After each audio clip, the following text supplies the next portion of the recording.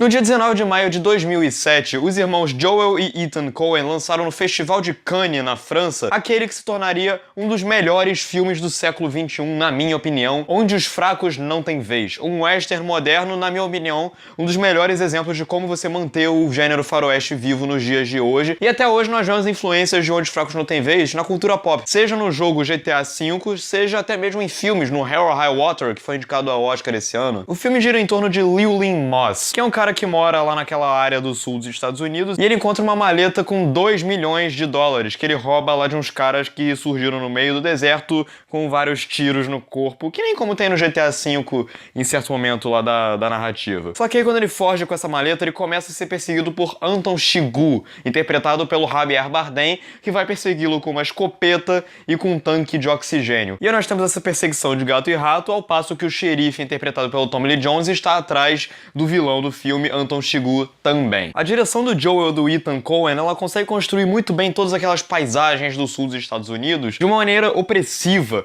bem seca, bem sufocante. Você se sente dentro daquele ambiente opressivo que os personagens estão inseridos, mas mais importante do que isso, eles conseguem construir muitíssimo bem a tensão que é gerada pelo Chigurh. Você sente medo dele o tempo inteiro, você sente medo do que ele vai fazer. As formas como ele mata as vítimas são sempre muito inesperadas, e mais do que isso, ele é um vilão realmente cruel, insano. Quando você sente medo dele, quando você acha que ele não vai matar alguém, ele mata. E os momentos de tensão do filme funcionam muito bem por vários motivos. Primeiro, a proporção dos planos. Existe um diálogo entre ele e um vendedor que é composto sempre por planos cada vez mais fechados ou mais abertos para indicar um cenário cada vez mais impactante. E esse filme, do ponto de vista de mixagem de som, é uma verdadeira aula. O desenho sonoro do filme é uma coisa que merece ser estudada por qualquer um que queira criar tensão de uma maneira eficiente. Desde aquele barulhinho daquela embalagem de doce arranhando na mesa, até o barulho do ar entrando pela fresta da porta, até o barulhinho daquele rastreador que o Chigurh usa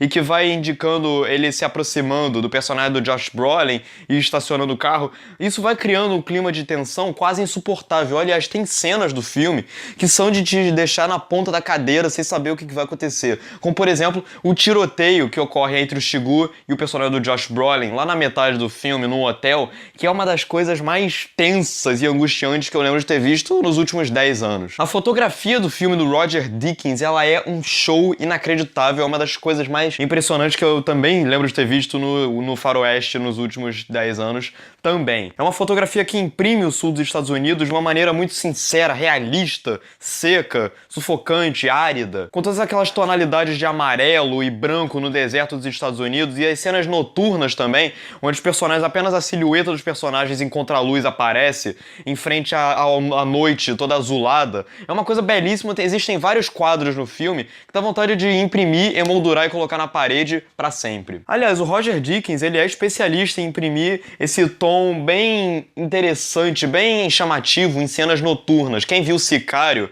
do Denis Villeneuve, sabe muito bem o que eu tô falando. Ele consegue construir cenas noturnas que são muito imersivas. E como eu já falei, o som do Onde os Fracos Não Têm Vez te joga dentro da ação o tempo inteiro, dentro da tensão construída. E os personagens são personagens envolventes. O roteiro do filme, ele é muito bem construído, bem calculado do ponto de vista de estrutura. Você acompanha dois personagens extremamente inteligentes, que são os personagens do Josh Brolin e do Javier Bardem. São personagens que o tempo todo tomam atitudes bem inesperadas, e você vê os planos deles sendo executados de uma maneira sempre bem palpável até. O intelecto dos dois personagens está sempre sendo posto à prova, o que é essencial num filme de gato e rato. E o mais legal é que tanto o roteiro quanto a montagem conseguem estabelecer em certas passagens as diferenças básicas entre um personagem e o outro. Quando o personagem do Josh Brolin ele se fere gravemente, ele anda por aí, passa por uma ponte, compra um casaco de um grupo de jovens e depois ele vai se medicar num hospital quando ele tá todo sangrando, com ferimento de bala e etc. Já o Chigurh, quando ele toma um ferimento no corpo,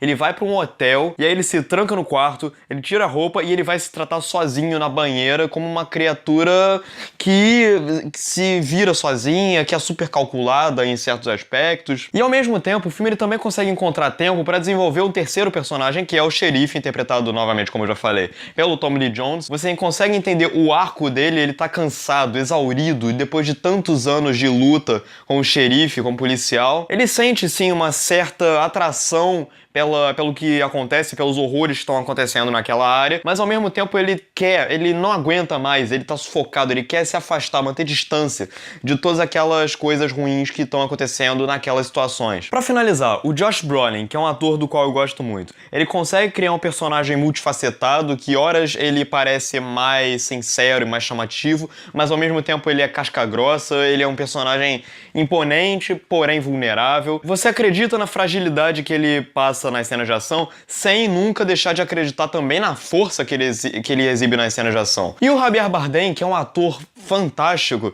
ele cria o que pra mim é, junto com o Coringa, o melhor vilão que o cinema de Hollywood viu na última década. O Shigu, ele é um personagem inacreditável, imprevisível, tenso. Logo na primeira cena, quando ele mata um policial com as algemas e a câmera foca na cara maluca dele no chão, você consegue compreender muito bem que aquele se trata de um personagem completamente fora do normal. E mais do que isso, ele é um vilão que não é vilão apenas por querer. Ele é um vilão que tem um caminho a seguir, ele tem um plano, ele tem um objetivo, e ele ao mesmo tempo ele tem princípios. Ele não é um cara que se deixa abalar por causa de dinheiro, drogas e prostitutas. Não, ele é um cara que tem uma palavra a manter. E mesmo que essa palavra seja incrivelmente malévola e mergulhada em vilania. Mas mais do que isso, o mais importante de tudo é que o Shigu, ele é um personagem inteligente, você acredita na inteligência dele, você acredita na imprevisibilidade dele, desde o ato de tirar os sapatos pra ir até um certo lugar e pegar o inimigo de surpresa, até a própria forma calculada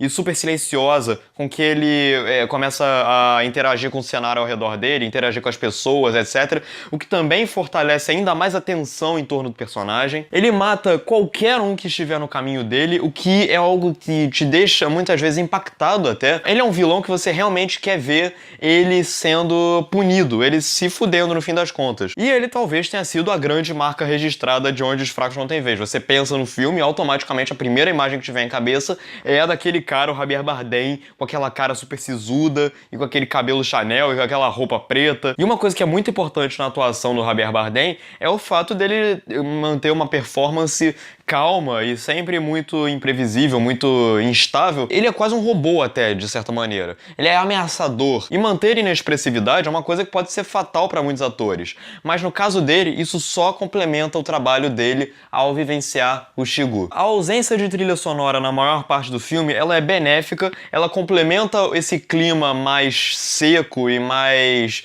realista que te coloca dentro da ação o tempo todo. Eu acho isso interessante. Não ter trilha sonora no filme muitas vezes é uma atitude ousada, e nesse caso ela funciona maravilhosamente. E o final do filme talvez decepcione algumas pessoas, mas ele me agrada porque ele é um final que você não espera muito e que ele faz sentido de acordo com essa lógica insana do personagem do Shigu, e demonstrando novamente que esse tipo de ameaça, essas coisas ruins, elas não vão acabar tão cedo, não vai ser um Josh Brolin e não vai ser um Tommy Lee Jones que vai acabar com um Shigu da vida. Todo mundo tem que ver Onde os Fracos Não Têm Vez. Se você não viu, é uma vergonha, você tem que assistir esse filme, você vai sair de lá mudado, é um filme que vai ficar na tua memória pra sempre, é um filme inacreditavelmente foda. É um clássico contemporâneo sem dúvida alguma, e com isso eu me despeço de vocês. Por favor, curtam o vídeo, assinem o canal, inscrevam-se, assinem, né? Obviamente é um sinônimo. Comentem o que você acha desse puta filme que é Onde os Fracos Não Têm Vez. Compartilhe o vídeo, visite nossos parceiros, e é isso, um grande abraço e valeu!